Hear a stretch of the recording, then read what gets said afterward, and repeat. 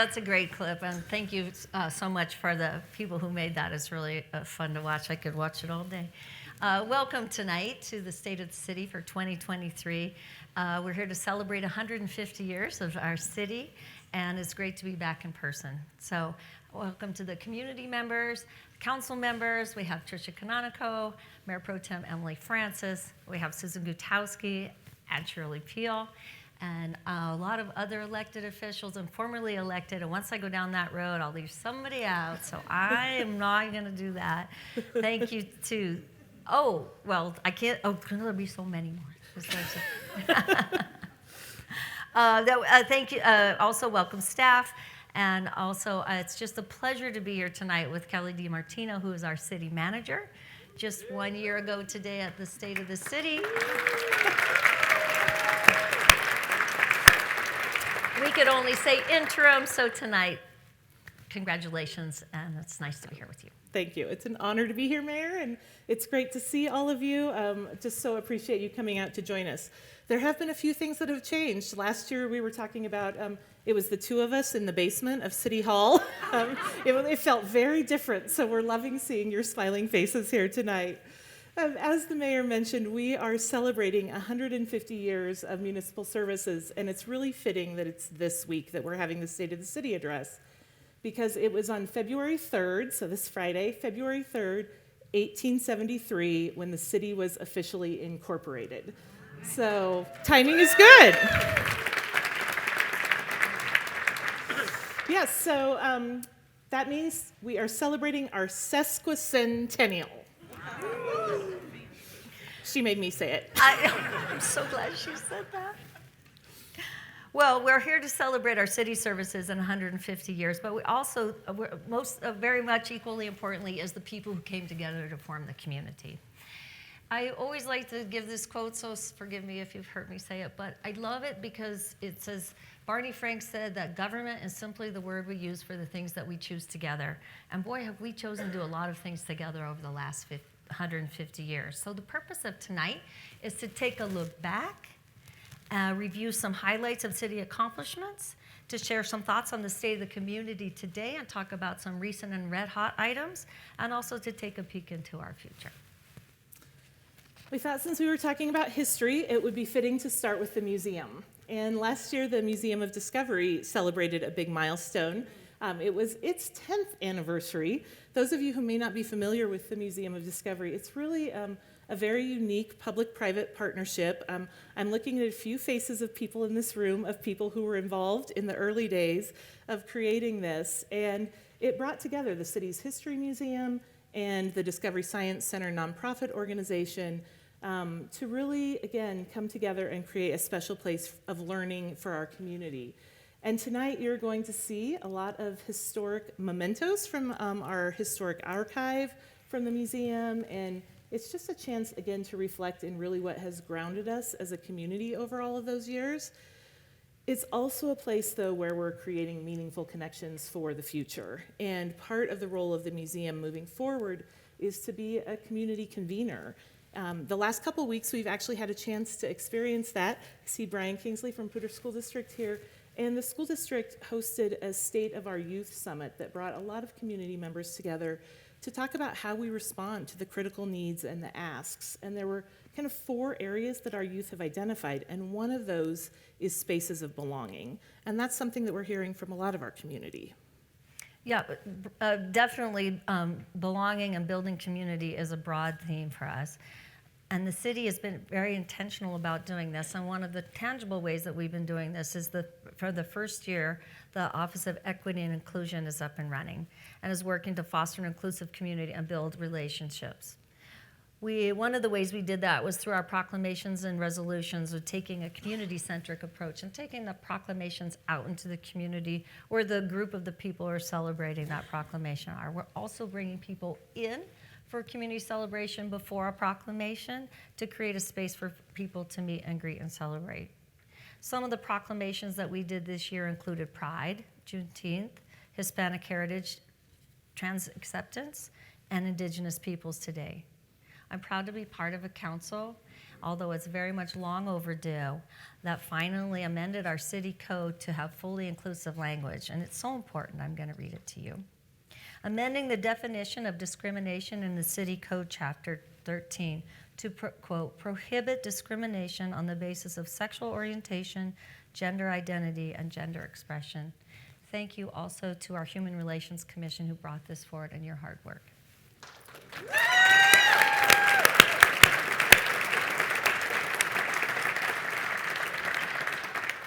Yeah, it is one of many milestones that we know we're going to experience in our equity work. And again, I'm looking at Claudia Menendez here, who's our city's first equity officer. Yes, let's cheer for her. And I was actually just reading an article about that she was quoted in today. And it really reminded us, one of the beautiful gifts that Claudia brings to us is reminding us that our equity work is not something we do separately. It is a part of the work we do as our organization. It should be a part of everything we do.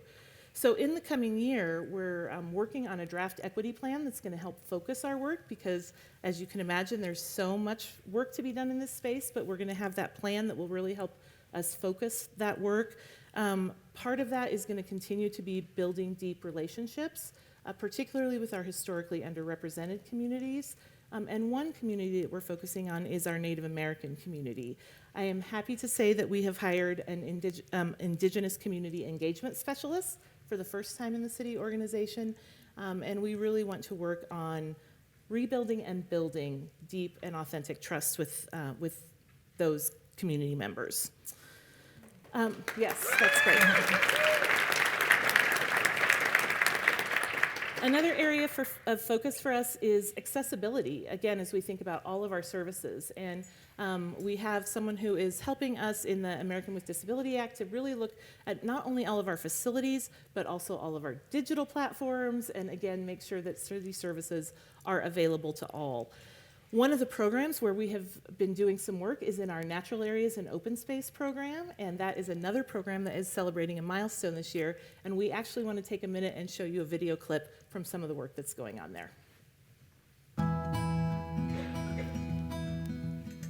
The natural areas were relatively few and far between. Finally, we now have this really amazing interconnected green belt of natural areas, which allows both nature to thrive and people to thrive along with them and understand how they interconnect. I think there's a lot of people that are realizing how access to the outdoors is not equal for everybody. Not everybody has the chance to come get the benefits from being outside. And so I think a lot about how could we make natural areas more accessible to youth of color, to low-income youth. Making sure that every single kid has the opportunity to visit natural areas would be a great goal to have. What it means for me to be part of the natural areas environment, it is something that's necessary because everybody wants something beautiful to look at or something fun to do. But the biggest problem is when it's not accessible, how can everybody enjoy it? For us to reconnect with our own lands as Indigenous people or people of Indigenous descent is probably the most healing thing we can do for ourselves. The legacy that the natural areas leaves, I think, for the future is amazing because it combines some of the necessities of finding ways for wildlife to live and thrive in the area along with people. Really just making an intention to seek the voices that haven't been represented, making sure that we get the full story of the land because we just have such a partial understanding of everything that happened here. One of my key lessons after being injured 4 years ago is we need to be able to get outside. We need to have fresh air and open space to be healthy people. It's getting out to an area where I can easily get to a nice view, where I can roll my wheelchair, where I can see the buffalo, see the eagles, see the birds. That's the part that makes me whole.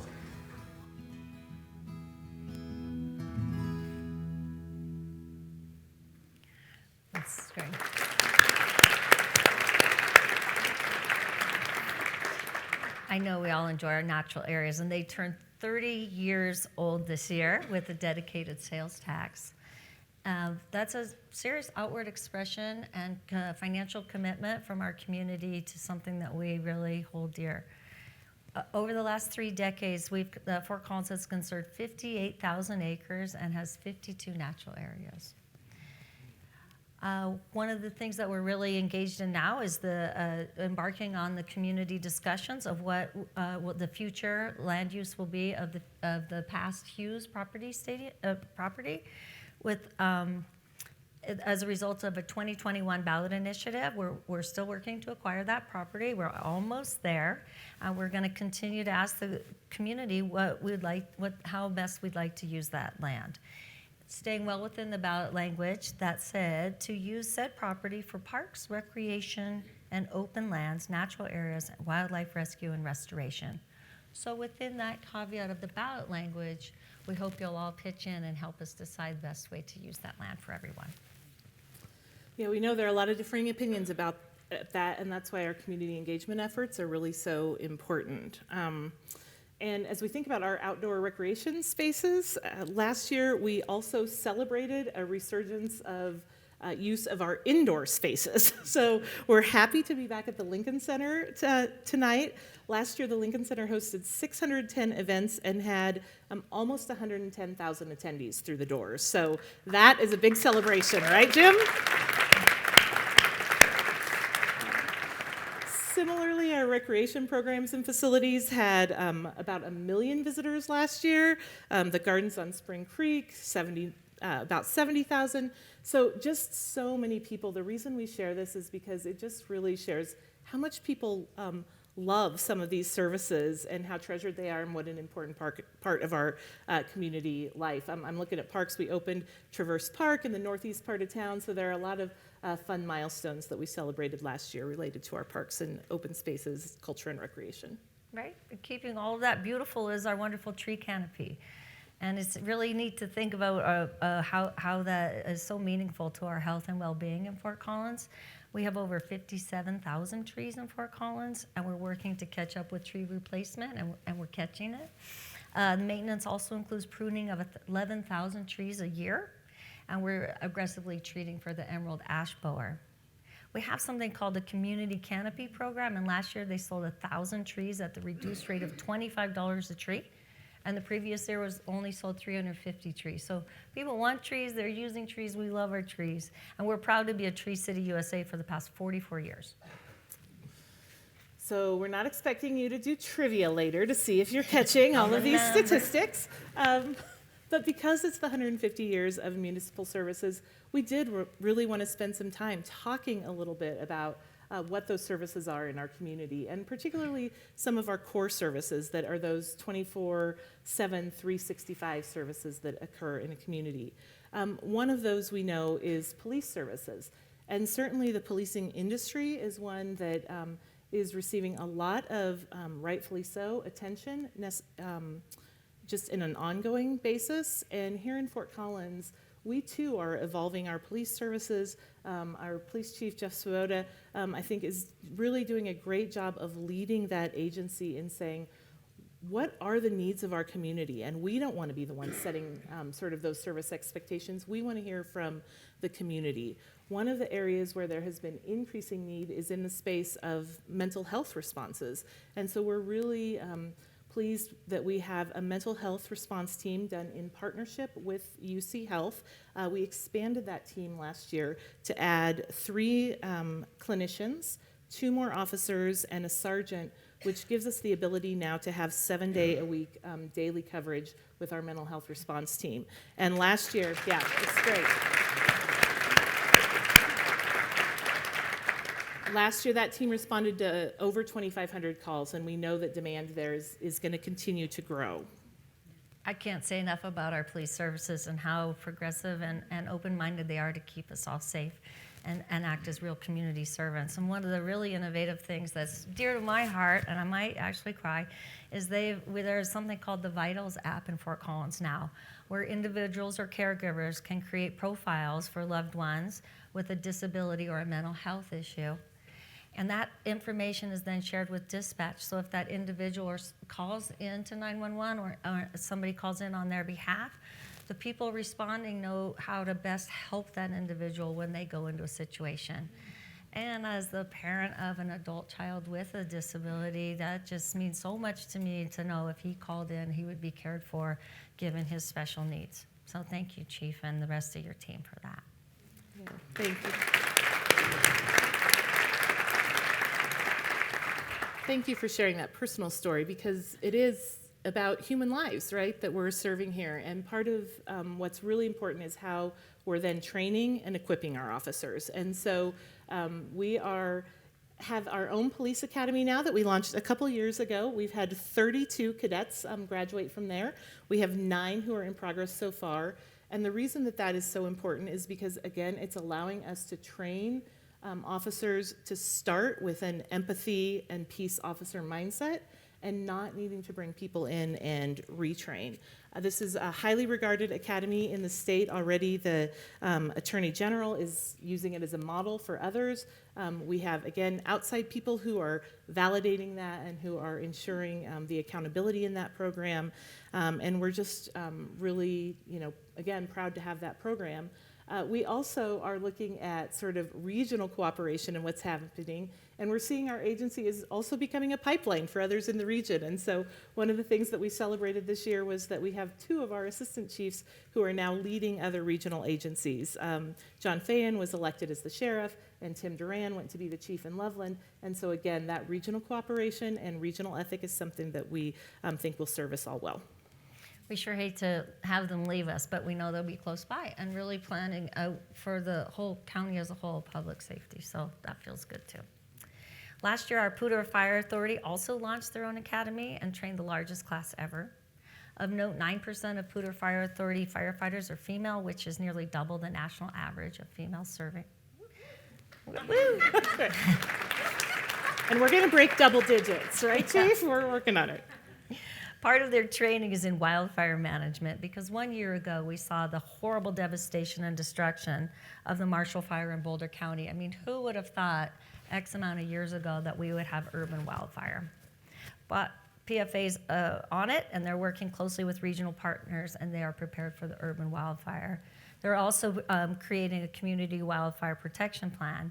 And then one of the really nice things they do is when they respond to wildfires across the country. So when other communities are in need, we're there to help.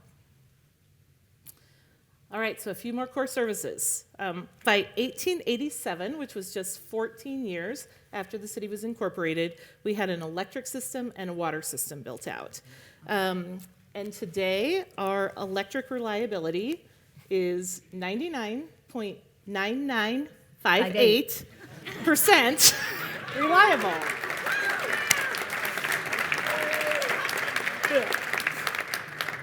A big part of that is due to the really foresight that our predecessors had in doing underground utilities, and also to the reliability that we have from Platte River Power Authority and from utilities distribution. So that's something we're celebrating. And we all know also that we have some of the best drinking water in the nation. So we're all blessed to have that as well.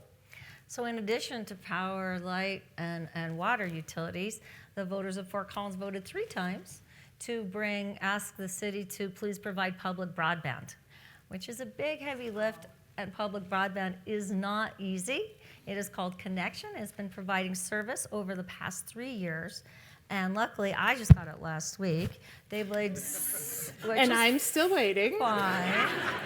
That's fine. The full build out should be at the end of Q1. But so far, they have done an impressive 680 miles of fiber installed, and 13,000 customers, residential and commercial, with a 32% take rate. And that means where Connections is available, 30% of the people opt in. So you may have heard of some of the hurdles that this has faced, but we knew this wasn't going to be easy.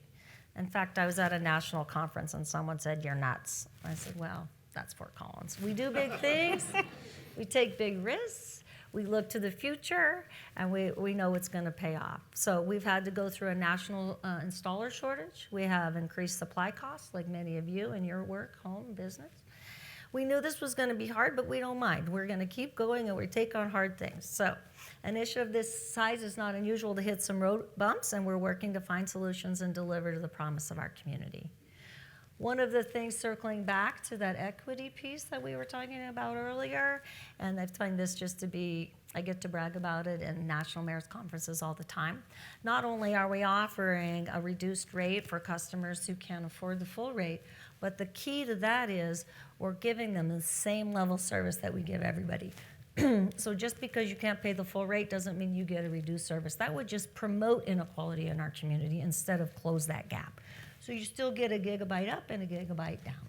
And that's unusual and extremely important in our equity work in school, kids doing projects, and some of our businesses and everything else. And I'm just always proud to mention that when I'm out and about talking. And just in case you didn't know, now you do. It is one of those services we talk about, again, people who had the foresight to think about future-proofing our community, and we see Connection as being a place that's future-proofing. And when we think about our other city services, we're ensuring and wanting to ensure that we have foresight in those as well. So again, if you think about some of our main systems, our transportation system, our first traffic signal back in 1925 at College and Mountain Avenue. I doubt that any of us were here at that point in time, but you know, now today, fast forward, we're maintaining nearly 2,000 miles of lanes in the city. In 1906, transportation was a streetcar system. In 1974, transport came into play. Last year, in 2022, we had 2 battery-operated buses, and our goal is that 21% of our transport fleet is going to be battery electric by 2025, so that's just around the corner. We are electrifying other parts of our city's fleet as well. One of those is the street sweeper. I think, Mayor, you got a ride on the first electric street sweeper last year? I didn't. And that was great, but just on a personal note, I was here in 1974. I was 10 years old. Now you know how old I am, that's fine. And I think it was one of the first customers on Transport, the little diesel Mercedes bus that came right down West Elizabeth Street. And sorry, Mom, but it was super fun going to the mall without you. It was a real freedom. And that's just a good memory to grow up with that, and then to have the pleasure of cutting the ribbon on the first electric bus was super, super fun. Last year, the city also completed the Linden Street renovation, which is an extension of our beloved Old Town area, and it's now a convertible street, which we really will be used to build community and host great events. So that's sort of the part of the constant evolution of downtown. We know this benefits the businesses in Old Town and surrounding areas in the long term, but we're going to acknowledge that the short term was challenging. We're coming out of the pandemic, and then all of a sudden the streets torn up. So in response to that, we've also hired a new capital project business liaison to support businesses in case you have extensive renovation or repairs in front of your business. We're taking those lessons and applying what we've learned as we move forward and supporting in new ways. We also have been leveraging the American Rescue Plan Act, or ARPA dollars you have heard. Again, this is really, I think, probably kind of a once in a career opportunity. I don't know what you would call it, but once in a community to really leverage the dollars that are available as we've come out of the pandemic, and being very intentional about those investments. So the city of Fort Collins had $28.1 million allocated so far to 66 different programs. And our council, mayor, have really wanted to ensure that those were getting directly into the hands of residents and businesses who needed them. And so the majority has gone to community and economic support, things like rent assistance, childcare support, learning loss, filling some of those needs. We've also done $820,000 in economic grants directly to our local businesses that our Economic Health Office has awarded, and we know that those are having meaningful impact. One of the newer programs that we have launched using these ARPA dollars is actually a multicultural business and entrepreneur center. The purpose of that is to provide free bilingual services to connect people with resources, with training and mentorship, and we're really hearing some very early wins and great response from that program. Certainly those one-time dollars really did jumpstart us out of the pandemic, so we're very grateful. It was just a year ago when we were talking about, I think we used the butterfly as the sort of the symbol to come out of the pandemic and sort of an emergence. And now we're kind of more in this phase where we're going into resilience, right? So we're not gonna just go back to normal, but we're gonna build back better and we're gonna bounce forward. So building our community also relies heavily on our partnerships, and right now we're gonna focus on our business community with a little clip. Vortic, I think, is a Fort Collins success story. We launched on Kickstarter, the crowdfunding website, in November of 2014 from our condo that's on Timberline and Drake. We filmed the Kickstarter video in our garage and hand assembled most of the first 100 watches in the basement. We moved from there to the Rocky Mountain Innisphere for our first office, and then we were stoked when we finally got our first retail space in Jessup Farm. And now we own the building, the land underneath us, and we own a historic piece of downtown Fort Collins right here on Linden and Jefferson. Frida Azul is a gift shop in the Oak Street Mall in downtown Fort Collins. It is a little piece of Mexico, a cultural gift shop, and I proudly carry handmade works of art made by indigenous artisans of Mexico and other Latin American countries, also Latinx brands and women-owned brands.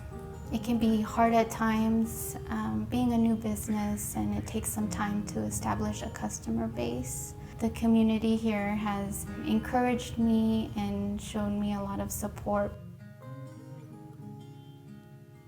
The last 2 years have really been the hardest of my career and really everybody in the business. And just to see what's truly possible when you pull together as a team, in spite of this at times insurmountable challenges with just the sheer number of patients or the regulations and guidance with the CDC and everything else. It's been a real challenge, but I think the primary thing around the mission of providing excellent healthcare is nailed down. But you also want a healthcare operator that can operate efficiently to better serve future needs in the community. La ciudad de Fort Collins me ayudó de una manera increíble. Estoy muy agradecida con la ciudad de Fort Collins porque sin ellos creo que no hubiera sido imposible, pero sí muy difícil para mí lograrlo. Creo que generar más trabajos para la comunidad hispana, más representación, más trabajadores, más personas que representen a la ciudad es muy necesario. Fort Collins va en muy buen camino en términos de representación, pero necesitamos aún más. Staying in Fort Collins through the founding of TIL is something that was really important to me. It has come with some challenges, up until the point of I've had investors tell me they specifically won't invest in my company unless I relocate to Boulder or Denver. And that has just fueled my fire. And I believe that successful startups should come out of Fort Collins, and I'm very proud of that. And the city is so open to hearing other ideas of what the city can potentially try to create this to be more compelling. Fort Collins has so much going for it in so many ways that this, I think, really in my bones is an emerging competitive differentiator as well. This is home.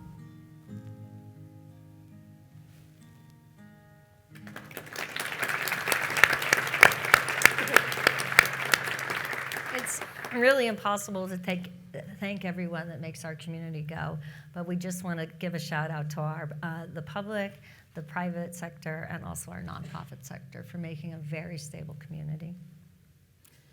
Her last line of "This is home" really resonates with me, and hopefully it resonates with all of you as well. And we know that as a community, we are also at an inflection point, and we're in this post-pandemic reality.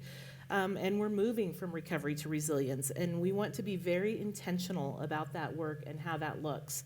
And we know that conversations around the land use code are related to that. And so, Mayor, should we tackle it? Heck yeah. Okay. So recent and red hot said that at the beginning. So this is one of the really hot topics that we have in front of us, right?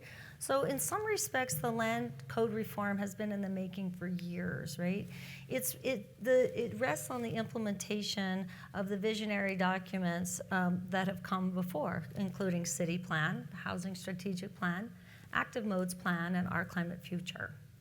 The council adopted the new code on November 1st, and after a successful grassroots petition to either repeal or refer it to the voters, on January 17th, the council opted to repeal the code and engage in a much deeper community conversation.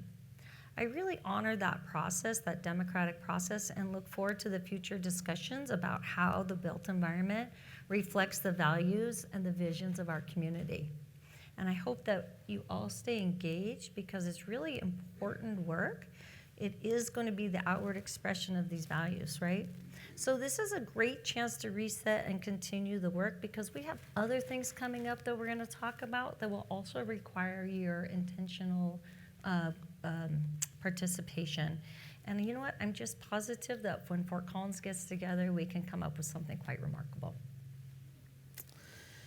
We do know we have other big conversations ahead and other policy decisions. So one big one coming to City Council in the next few months is trash contracting. We are in the final stages right now of a competitive process for that. Council will be considering at the end of Q1 a draft contract and code changes. If that is approved, it would not be implemented until the end of 2024 because a program of that magnitude takes some time to operationalize. Again, sort of important, I think, to just reset in why we're having this conversation and some of the environmental goals that council came in, reducing emissions due to fewer trucks on the road. It also supports our street maintenance by having fewer trucks on the road, increasing recycling and yard trimming diversion rates, and also, again, customer service and a theme that you're hearing through tonight around equitable and cost-effective pricing. So that's part of what's driving that conversation. Right, and it's a great lead into the conversation about our climate goals, which are quite aggressive. In 2021, the data showed that our community-wide greenhouse gas emissions inventory was reduced 24% 2005 levels. In a growing community, that's quite impressive. We have a roadmap for action, including interim climate goals from 2026 to be 50% reduction of our greenhouse goals, reduction from 2005 levels, with the ultimate goal of being carbon neutral by 2050. We are moving. But this won't come without intentionality and effort at the individual, policy, and collective levels. Platte River Power Authority has set a goal of 100% non-carbon energy by 2030. It's only one of 2 publicly owned power authorities in the United States that has this aggressive of a goal.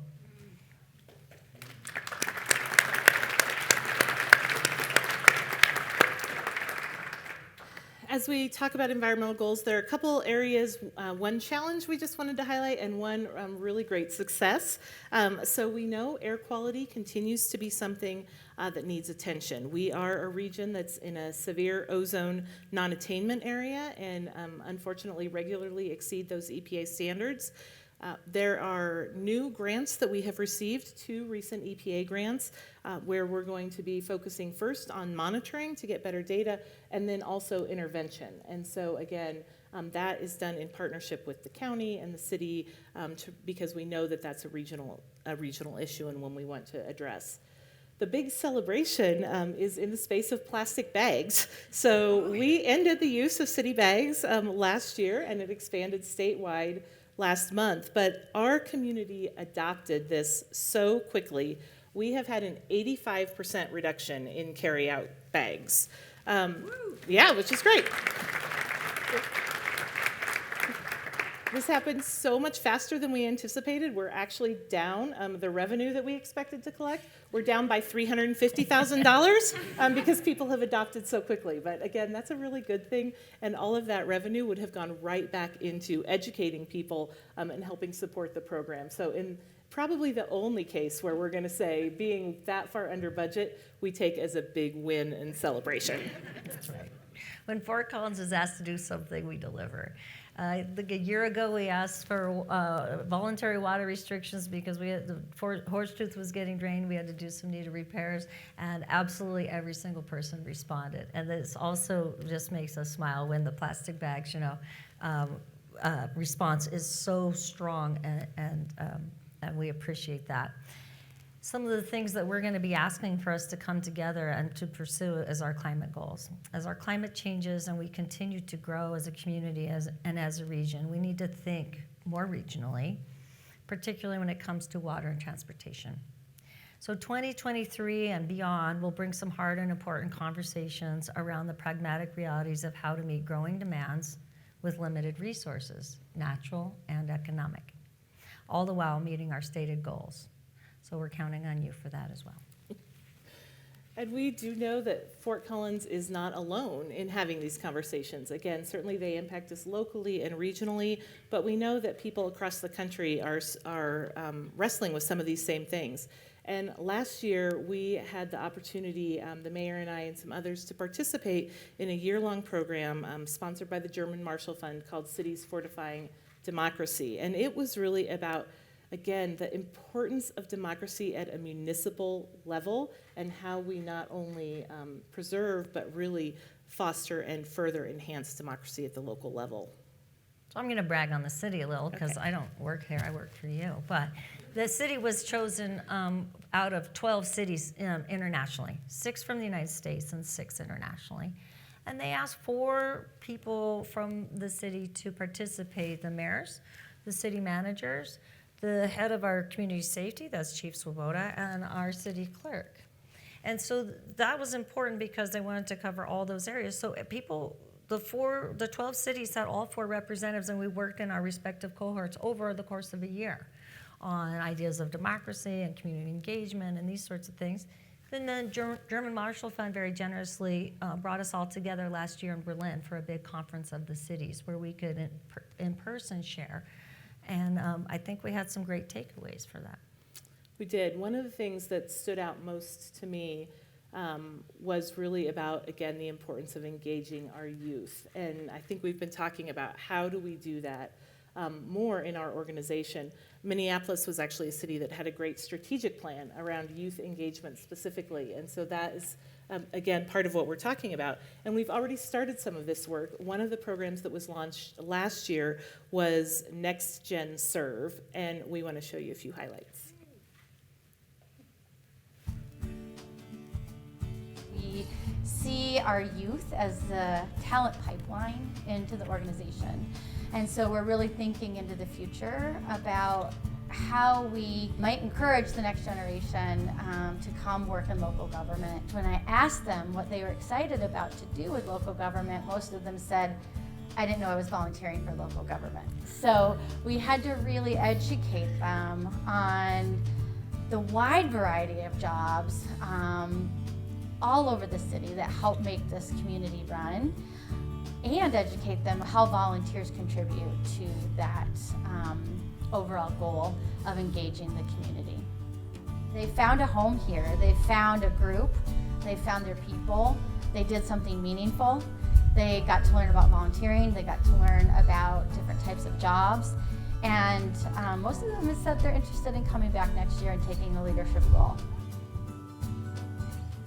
So we have a wonderful partnership with CSU in that we're able to offer internships for CSU students all over the city. I am an unpaid intern through CSU. I am in the Human Development and Family Studies department, and I'm going to be a senior at CSU next year. And oh my gosh, the coolest thing I've gotten to do this summer has just been Next Gen. I never really learned about local government, so I'm learning just as much as these teens are learning. I have had so much fun. Just learning about the city has been so awesome, so amazing, and I'm so thankful that I had the opportunity to do this. It's really awesome that Next Gen is a thing for teens from 12 to 18 to kind of discover different jobs and start thinking about what they want to do. The City of Fort Collins has a 38% volunteerism rate. That means that 38% of our residents volunteer. Over 10,000 people volunteer each year, and the time they donate equates to almost 73 full-time employees and equates to a $4 million impact on the city. So as you can see, there are many of our programs that wouldn't run without the power of volunteers.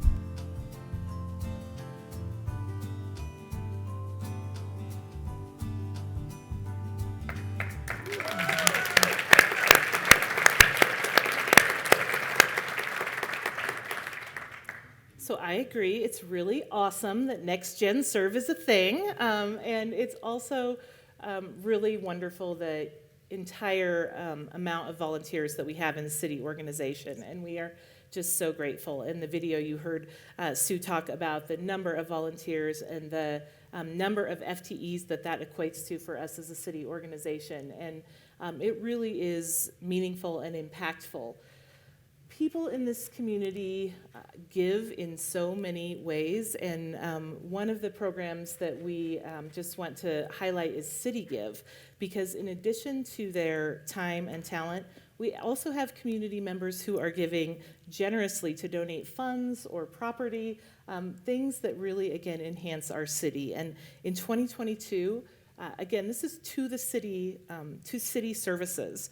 Donors gave more than $1.5 million to support programs like our trees, like juvenile diversion, our arts and culture, the Veterans Memorial. We could go on and on with the way, again, that our community is stepping up. And we're just so grateful for that and for the way that everyone comes together. We wouldn't be who we are if it weren't for all of you. Yes, thank you. That's our council members thanking you all. I also do want to just pause quickly and say we also couldn't do this without all of our city employees and the 2,400 city colleagues that I have the privilege to work with. So I want to thank, tonight we have many of our executive team members here, so thank you to our executive leadership team, to all of the city, just again, colleagues who show up day in and day out and really give so much of yourselves to this place. I'm very, very grateful for all that you do.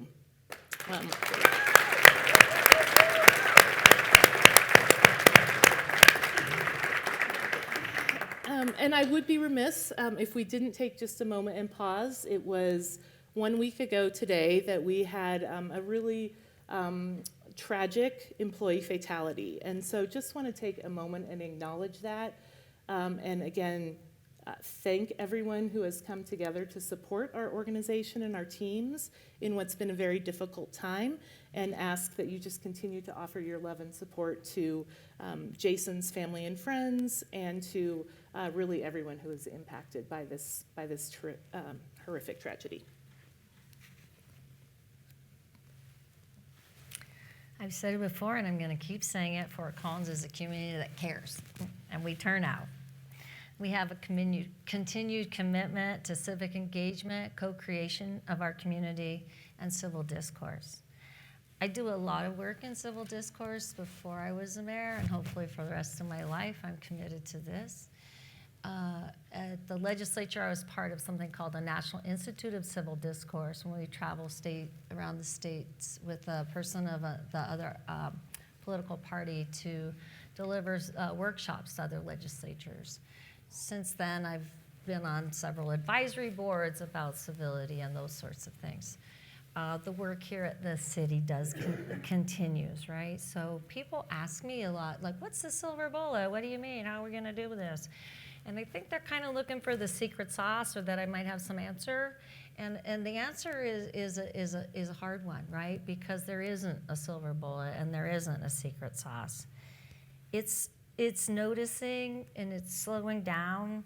It's looking around to see your fellow community member.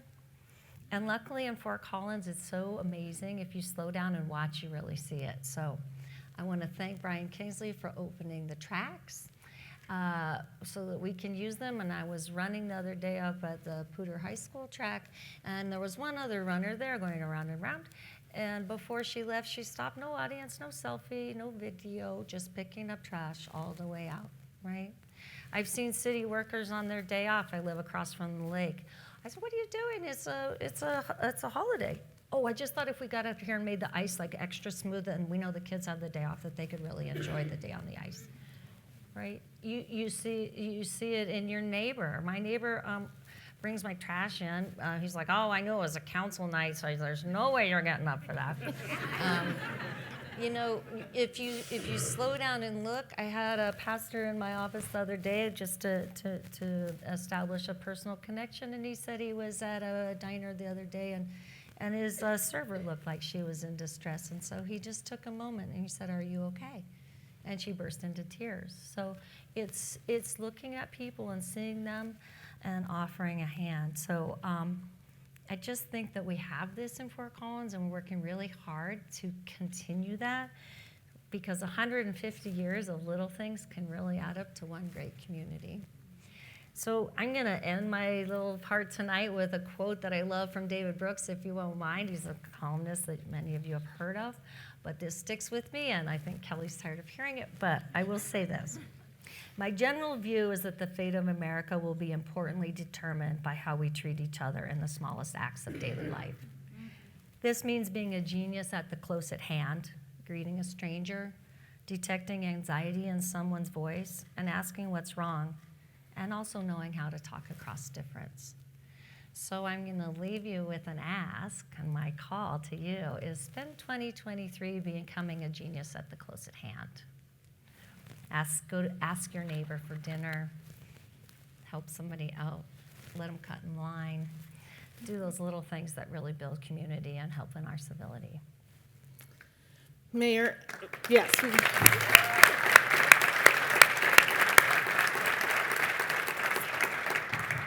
I won't ever get tired of hearing that quote, because it really is such a it's just such a great call to action for all of us. And I think it's the perfect way to end this evening. We, again, want to really spend time in community. This is part about the state of the city, but it's mostly about the community. And so while tonight we celebrated 150 years of municipal services, again, what we're celebrating is 150 years of people coming together and making Fort Collins Fort Collins. And so while we wrap up, we want you to stay around, join us. We're going to transition over to the Columbine Room, where you will find yummy food and snacks, an open bar, not open, cash bar, let me be clear. Oh, sorry, wait. I really was going to make it a great night. A cash bar. You will also find, have to do something. You will also find some great activities over there. We really want to hear your stories. And if you look around at the, just again, the 150-year materials, the last group that I want to thank tonight is our Communication and Public Involvement Office, who helped put all of this together. Will you join me in doing a quick thank you to them?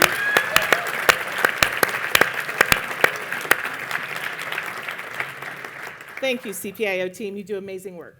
So with that, I think we're going to wrap up and, again, invite people to stick around and just spend time being in community and practicing being good at the up close. Yep. Thanks for coming out tonight.